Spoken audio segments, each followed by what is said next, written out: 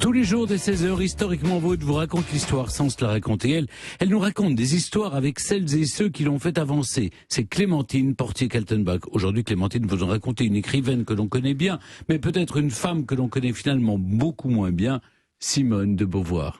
Bah oui, écoutez, avouez quand même cette phrase, je rangerai la maison, je serai une bonne épouse, je ferai la vaisselle, je ferai la cuisine. On s'attend pas à trouver derrière ces mots l'auteur du IIe siècle. Ben, enfin, le deuxième sexe plutôt, parce que le deuxième sexe. Oui, non, c'était un texte pour voir si vous connaissiez. C'était peut-être une boutade, un petit peu une blague. Non. En 47, Simone de Beauvoir vient aux États-Unis pour donner une série de conférences sur l'existentialisme. Et en fait, c'est Sartre qui l'a encouragé à partir parce qu'il voulait pouvoir vivre librement son histoire d'amour avec une certaine Dolores Vanetti, beaucoup plus jeune que lui. Bon. Et donc, il se débarrasse de Simone, en gros. Et à Chicago, eh bien, elle rencontre l'écrivain baroudeur Nelson Algren. Elle a 39 ans et lui 38, et c'est un vrai coup de foudre. Ils vont vivre 3 ans d'une grande histoire d'amour, rythmée par des allers-retours entre France, États-Unis, Mexique, Algérie. Et ils se séparent tout le temps, donc ça ne fait qu'exacerber entre eux, évidemment, le manque et la tension amoureuse. Et Algren va beaucoup aider Simone de Beauvoir dans la conception et l'écriture du deuxième sexe. Il l'emmène dans les bas-fonds pouilleux, les bars pouilleux de Chicago, et c'est là qu'elle découvre la ségrégation dont sont victimes les Afro-Américains. Et finalement, elle rapproche ça de son propre travail, en considérant que les femmes aussi sont victimes d'une forme de discrimination. Entre eux, il y a une émulation intellectuelle extrêmement fructueuse, puisque c'est dans ces années Beauvoir qu'Algren écrira son chef-d'œuvre sur le thème du jeu et de la drogue, L'homme au bras d'or. C'est un livre de 1950.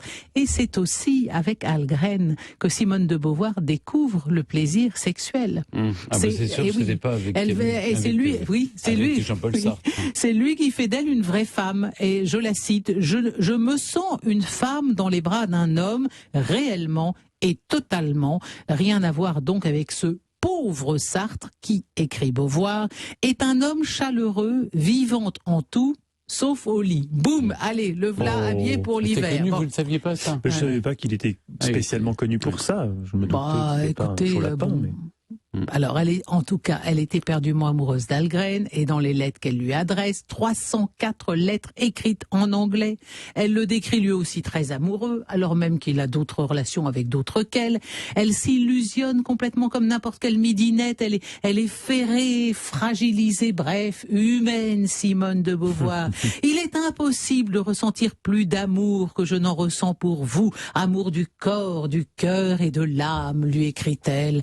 Et elle lui donne des petits noms d'alcôve que se choisissent les amants, parfaitement banals, mon amour, mon chéri, mon très doux, ou parfois plus créatif, crocodile bien-aimé, bête de bête à moi. Et c'est pour lui qu'elle déclare vouloir faire la vaisselle et la cuisine. Ainsi donc, c'est au moment précis où Simone de Beauvoir est sous l'emprise d'un amant auquel elle est dévouée corps et âme, qu'elle s'apprête à publier la Bible du féminisme, le texte fondateur de la libération des femmes. Et leur liaison va même prendre un tour des plus conventionnel, pour ne pas dire petit bourgeois, parce que Algren demande Beauvoir en mariage. Et oui, elle refuse. Quand même. Elle refuse. Elle l'aime, lui écrit-elle, mais sa vie est auprès de Sartre à Paris. Entre son travail et son histoire d'amour, elle a choisi son travail. Donc leur liaison va s'étioler et prendre fin en 1950.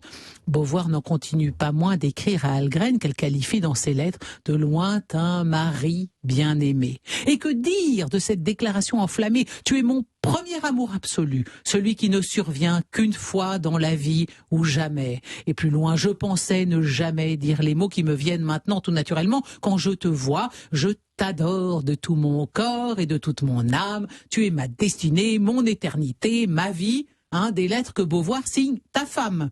Mais oups, attendez, non, là, je me suis trompée, en fait. Ces phrases, ça vient pas d'une lettre adressée à Algren, c'est d'une lettre à Claude Lanzmann, avec lequel Beauvoir entame en 52 une liaison passionnée qui durera 7 ans. Elle a 44 ans et lui 27. Et c'est là qu'elle aime pour la première fois ? Exactement. Alors donc, qui fut l'homme de sa vie? Est-ce que ce fut Sartre, Algren, Lanzmann? Est-ce que pour Lanzmann aussi, elle aurait été prête à faire la vaisselle, la Simone? Entre-temps, elle avait une femme de ménage. Quoi qu'il en soit, au soir de sa vie, Elle a bien souhaité être inhumée près de Sartre au cimetière Montparnasse, mais elle a expressément demandé à emporter dans la mort un objet qui lui était cher et qui lui avait été offert par Algren. Et cet objet, c'était une alliance, messieurs. Ah bah voilà. Et voilà. On est fixé. Vous êtes fixés, oui.